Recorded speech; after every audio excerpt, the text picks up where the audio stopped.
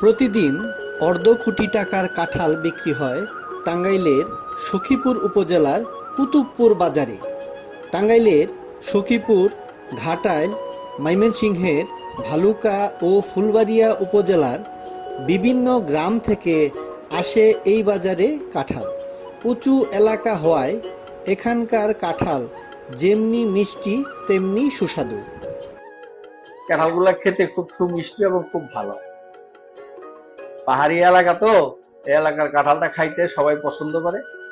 পানিটাও যেরকম সুন্দর, কাঁঠালও সেরকম সুন্দর। পানি এবং কাঁঠাল।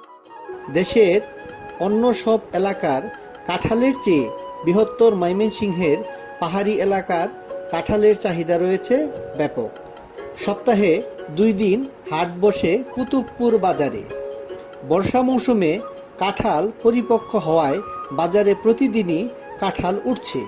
প্রতি হাটে 50 থেকে 60 গাড়ি কাঁঠাল যায় দেশের বিভিন্ন স্থানে।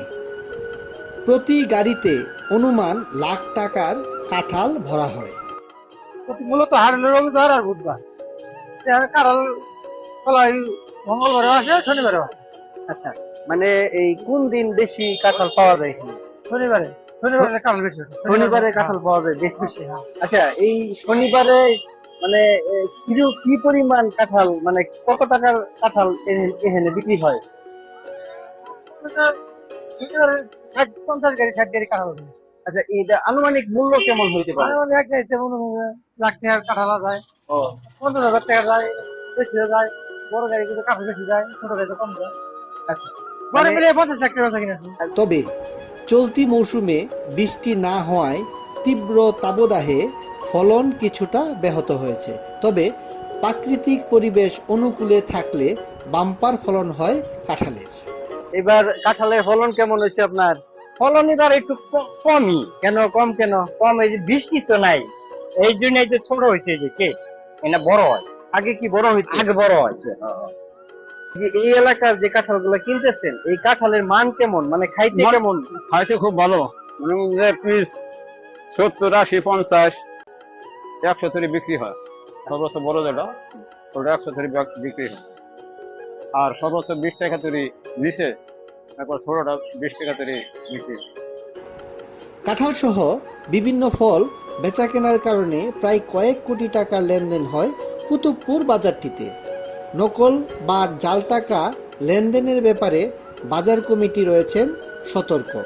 এটা আগেই সতর্কতা বলা আছে যে টাকা যখন নিবেন কেনা বেচার সময়, তখন টাকা চেক করে দেখে নিবেন। দেখে নেওয়ার পরে আর কোনো কথা কিন্তু চলবো না, এটা আমরা মাইকে আগেই বলে দেওয়া। বাজার কমিটির সহযোগিতা পাওয়ায় আগত ব্যাপারীরাও ফল কিনেন স্বস্তিতে। এখানে ছিনতাই, আতঙ্ক কিংবা চাঁদা দেওয়ার কোনো ভয় নেই।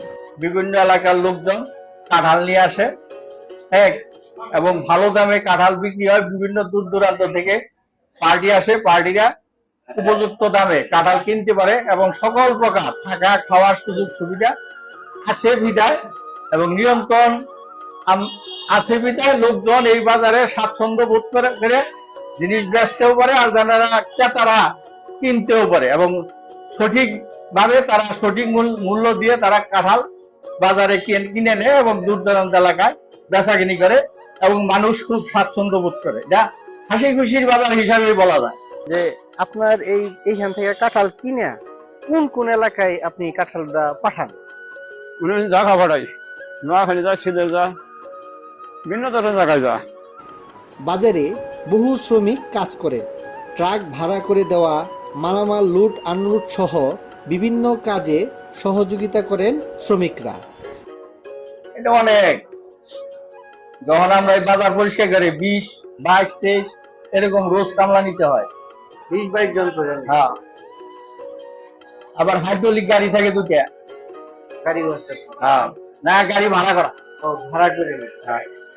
বাজার কমিটির লোকজন জানিয়েছেন তাদের ওখানে কোনো ব্যাংক না থাকায় অসুবিধায় পড়ছেন ব্যাপারীরা।